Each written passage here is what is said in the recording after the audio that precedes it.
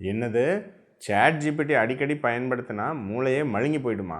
MIT சரிங்களா, உலகத்திலே மிகப்பெரிய ஒரு இன்ஸ்டியூட். அதில் பண்ண ஸ்டடியில் தாங்க இப்படி ஒரு தகவல் தெரிய வந்திருக்கு.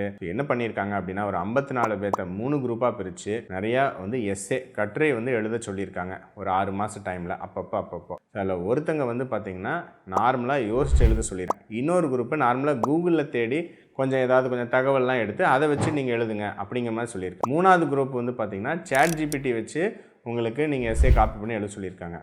என்ன தெரிய வந்திருக்குன்னா, ChatGPT பயன்படுத்துகிறவங்களுக்கு இருக்கிறதுலையே உங்களுக்கு அதை அவங்க EEGலாம் ரெக்கார்ட் பண்ணி பார்த்துருக்காங்க. அதில் என்ன தெரிய வந்திருக்குன்னா, இருக்கிறதுலே அவங்களுக்கு தான் மூளை நிறைய டைம் எங்கேஜ் ஆகிறதே இல்லை, பெருசாக ஈடுபடுறதே இல்லை, அது பாட்டுக்கு ரெஸ்ட் எடுத்துகிட்டு இருக்குது. சிம்பிளாக ChatGPT போட்டு காப்பி பேஸ்ட் பண்ணிகிட்டு இருக்காங்க. பிரச்சனை அது கூட இல்லைங்க, இது நமக்கு தெரிஞ்சது தான். நாளடைவில் அவங்க மேலே அவங்க கற்றுக்கக்கூடிய திறன், யோசிக்கிற திறனே குறைஞ்சிருச்சு.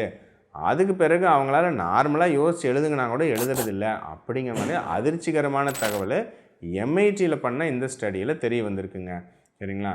ஸோ இதில் பிரச்சனையே என்ன அப்படின்னு பார்த்திங்கன்னா, சின்ன குழந்தைகளை நம்ம பார்க்க முடியுது. நம்ம வீட்டில் இருக்கிற குழந்தைங்களே பார்த்திங்கன்னா இப்போ ஏதாவதுன்னா டக்குன்னு ChatGPTலேருந்து ஒரு ஹோம்ஒர்க்கை காப்பி பண்ணணும் அப்படிங்கிற ஒரு எண்ணம் வந்துடுது. ஸோ இப்படி பண்ணால் நம்ம நார்மலாக யோசித்து ஒரு கட்டுரை எழுதுறது இதெல்லாம் இல்லாமையே போயிடுங்க. ஸோ அதனால் இந்த மாதிரியான ஏஐ பல விதத்தில் நமக்கு பயன் தந்தாலும் உங்களுக்கு நம்மளுடைய யோசிக்கிற திறனையே மழுங்கடிச்ச செய்யுமோ? சரிங்களா? இப்போ மிஷின் வந்துச்சு, நாம் இப்போ அம்மிக்கல் ஆட்டுக்கல்லாம் விட்டுட்டு மிக்ஸி கிரைண்டர் பயன்படுத்தினா அது நம்மளுடைய வேலையை எளிதாக்குது.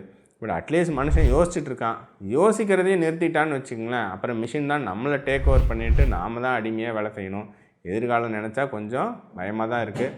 ஸோ உங்கள் வீட்டில் குழந்தைங்க இருக்காங்க அப்படின்னா இந்த ஏஐ டூல்ஸை சரியான முறையில் எப்படி யூஸ் பண்ணணும்? ஏதாவது ஒரு தகவல் நிறைய தேடி கூகுளில் தேடி பார்க்க அவங்களுக்கு டைம் இல்லைன்னா அந்த தகவலை திரட்டுறதுக்கு இந்த டூல்ஸை யூஸ் பண்ணிக்கலாம். ஆனால் மற்றபடி அவங்களுடைய வேலையை எளிதாக்க யூஸ் பண்ணலாம். சிம்பிளாக ஒரு லெட்டர் எழுதுறதுக்கு, சிம்பிளாக ஒரு மெசேஜ் அனுப்புறதுக்கு கூட ChatGPT யூஸ் பண்ண ஆரம்பித்தாங்க அப்படின்னா யோசிக்கிற திறனே பயங்கரமாக பாதிச்சிடும். ஸோ வீட்டில் குழந்தைங்க வச்சுருக்கிறவங்க கட்டாயம் இந்த விஷயத்தை ஞாபகம் வச்சுக்கோங்க.